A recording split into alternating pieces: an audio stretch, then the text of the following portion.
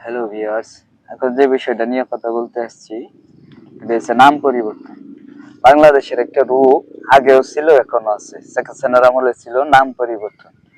যেমন ধরেন, জিয়া ইন্টারন্যাশনাল এয়ারপোর্টের নাম পরিবর্তন করে শাহজালাল আন্তর্জাতিক বিমানবন্দর রাখছে। এতে দেশের কি উন্নয়ন হয়েছে? এতে দেশের কোনো স্বার্থ হয়েছে না দেশের কোনো লাভ হয়েছে? এই নাম পরিবর্তন দিয়ে কিচ্ছু আইব না। নাম আপনার একটা সিম্পল একটা জিনিস, নাম পরিবর্তনে কিচ্ছু আইয়ে যায় না। আপনি আজকে নাম পরিবর্তন 15 বছর পরে আরেকজনের নাম পরিবর্তন করব, তাহলে তো এটা এইভাবেই চলতে থাকবো। তাহলে এটা এখন স্বাধীন দেশ, মত প্রকাশের স্বাধীনতা আছে। আপনি ইউনূস স্যারকে বলতে চাই যে না, আপনি এগুলার থেকে সরে আসেন। কোনো নাম পরিবর্তনের দরকার নাই, যার নাম যে জায়গায় আছে থাকতে দেন। মানুষ যদি ওরে ভালোবাসে, নাম দেখে ভালোবাসবো, আবার ঘৃণা করলে ওই নামটা দেখে ঘৃণা করব। কারণ এই পৃথিবীতে মনে করুন আবু জাহেলের নাম সারা জীবন থাকবো, এ থেকে আবু জাহেল ভালো হয়ে যাবো? আবু জাহেলের প্রতি মানুষের নেগেটিভ ধারণা সবসময় দেখে যাবো। যদি শেখ মুজিবুরের নাম পরিবর্তন করতে চান, কোনো সমস্যা নাই, এতে দেশের লাভ হইব না, জনগণের লাভ হইব না। সাধারণ পাবলিক, আমাদের মতন পাবলিকের কোনো বিন্দু পরিমাণ লাভ নাই, দেশের অর্থনীতির কোনো লাভ নাই। তাহলে এই নাম পরিবর্তন লিয়ে আপনারা কেন বইরে থাকেন? এগুলা নাম পরিবর্তনের কোনো মানেও না। বিদেশে আপনি দেখেন, এই জায়গায় কোনো নাম নিয়ে কোনো হইচই নাই, কিছুই নাই।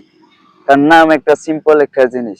এটার পিছনে যে ব্যাকগ্রাউন্ডটা, এটা নিয়ে মানুষ মনে রাখে, নামটা মনে রাখে না। এর নাম আপনার সারা জীবন আপনার নাম থাকলো, কিন্তু হিটলারের নামও আছে, কিন্তু মানুষ ঘৃণার সাথে স্মরণ করে। তাহলে শেখ মুজিবের নাম তা করে দুই মানুষ ভালো না বাসে, তাহলে ওরে ঘৃণা করবো। জিয়া রহমানের নাম তাক, জিয়া রহমানের মানুষজন ভালো না বাসবো, তখন তার নামটা দেখে ঘৃণা করব। এটা আরো ভালো দিক। আর যদি তারা ভালোবাসে, কিছু লোক ভালোবাসতেই পারে, প্রত্যেক মানুষেরই ব্যক্তিগত স্বাধীনতা আছে। আপনার কোনো অধিকার নাই মানুষের স্বাধীনতায় হস্তক্ষেপ করা, সাধারণ জনসাধারণের। কারণ আপনি সাধারণ জনসাধারণের অর্থের দিয়া চলাফেরা করেন, গাড়িতে চড়েন, দামি গাড়িতে চড়েন, বিলাসবহুল বাড়িতে থাকেন, ঠিক আছে? সুতরাং এগুলা নিয়ে আপনারা একদম স্টপ হন। এগুলাতে দেশের কোনো আয় উন্নতি কিচ্ছুই আসবো না। নতুন করে নাম পরিবর্তন, বাসা ভাঙ্গা, এই বঙ্গবন্ধু 32 নম্বর ভাঙছেন, এতে কি লাভ হয়েছে? এতে কি কোনো লাভ হয়েছে জনগণের? বলেন তো, বিন্দু পরিমাণ লাভ হয়েছে? একটা স্থাপনা আছে, থাকতে থাকো, এটা দেশের সম্পদ। আপনার ভালো না লাগলে এটা সরকারি অফিস করে দেন।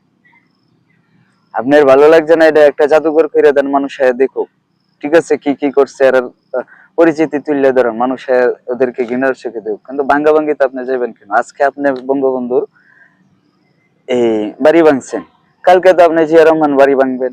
তারপরে যারা এনসিপি করতেছে নতুন, তাদের বাড়ি মানুষ ভাঙবো। তাহলে রুটি যদি বারবার উল্টাইন পাল্টাইন, তাহলে রুটি কি করবো? পুড়ে যাবো। এটা খাওয়ার উপযুক্ত থাকতো না। তাহলে এইগুলা সংস্কৃতি থেকে আপনারা দয়া করে বেরিয়ে আসেন। আমি ইউনূস স্যারকে বলতেছি, আপনার হাতে ক্ষমতা, আপনি আরো 10 বছর থাকেন, কোনো সমস্যা নাই। আপনি একজন ভালো লোক, আপনার মতন অভিভাবক দেশের খুবই দরকার।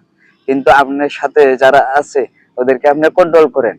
না হলে তারেক জিয়ার মতন মনে করে বিএনপি যেমন আনকন্ট্রোল, আপনার এগুলাও কিন্তু আনকন্ট্রোলে চলে যাবে, ঠিক আছে?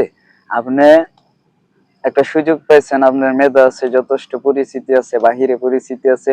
আপনি দয়া করে এগুলা থেকে বেরিয়ে আসেন। দেশ কিভাবে আগাইবো, দেশ কিভাবে উন্নত হইব, ওই চিন্তা ভাবনা করেন। ভালো ভালো লোক আপনার পাশে নিয়োগ দেন, কোনো সমস্যা নাই। জনগণ আপনার 100 বছর থাকলেও কিছুই বলবো না। যখন আপনি দেখবা আপনি ভালা, কিন্তু আপনার চারিদিক দিয়ে লোকগুলা খারাপই করতেছে, হাজার হাজার কোটি টাকার মালিক হইতেছে, তখন মানুষ প্রশ্ন তুলবো। একটা সময় আপনিও কিন্তু অপমানিত হইয়া দৌড়াইতে পারে দেশ থেকে। কারণ শেখ হাসিনা মিলিয়ন বিলিয়ন টাকা ইনকাম করছে, রেকর্ড তেমন একটা নাই, কিন্তু সাথের মানুষগুলো খুবই খারাপ করছে, যার কারণে শেখ হাসিনারে দেশ থেকে পালাইতে হয়েছে। এটাই সবসময় মাথা রেখে কাজ করবেন। আপনার আশেপাশের লোক যারা আছে, কারণ সৎ সাথে স্বর্গ বা অসৎ সাথে সর্বনাশ। আপনি ভালো ভালো লোকগুলারে নিয়োগ দেন, দেশে অনেক শিক্ষিত, অনেক ভালো, যারা দেশপ্রেমিক, অর্থবৃত্তির লোক নাই, এরকম লোক দেন। যেমন আমাদের স্বরাষ্ট্রমন্ত্রী আছে, উনি অত্যন্ত ভালো লোক, আপনি ওইরকম লোক সিলেক্ট করেন। তাহলে প্রত্যেকটা সেক্টরে আপনি ভালো ভালো লোক সিলেক্ট করেন। প্রচুর লোক আছে, 18 কোটি মানুষ, এদেশে লোকের অভাব নাই, শিক্ষিত ভালো মানসিকতার লোক আছে। আপনি নিয়োগ দেন, দেখবেন দেশটা আপনি 5 বছর করে, 20 বছরের মানুষ নির্বাচন বা এগুলার নাম নিব না। মানুষ নির্বাচন বা ক্ষমতার পরিবর্তন চাই না, ক্ষমতা কখন চাই? যখন দেয় আপনি ভালো চালাইতেছেন না, তখন অন্য জনটা চা, মানুষ মানুষ বাঁচতে চা।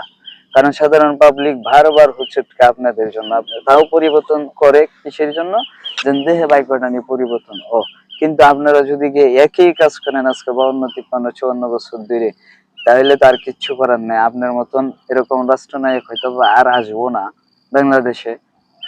তাহলে আপনার হাতে যেহেতু ক্ষমতা আছে, আপনার সুযোগ পেয়েছেন, আপনার বাসায় ভালো ভালো নিয়োগ দেন লোক, যারা মনে করেন অর্থবিত্তের কোনো বিন্দু পরিমাণ লোভ নাই, যারা শুধু দেশকে ভালোবাসে।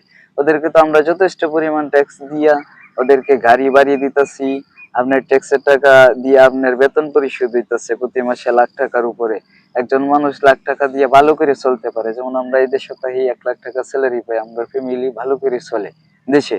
ঠিক আছে, তাহলে এত টাকার কি দরকার? আর আপনি কার টাকাটা চুরি করবেন? আপনার আমরা 1 লাখ টাকা বা 1.5 লাখ টাকা 2 লাখ টাকা বেতন দিতেছি, গাড়ি দিতেছি, বাসা ভাড়া দিব, সবকিছু করে দিতেছি, তাইলে আপনি কেন চুরি করবেন মানুষের টাকা? আর আপনি এই সুরগুলারে কেন আপনার বাসায় জায়গা দিবেন?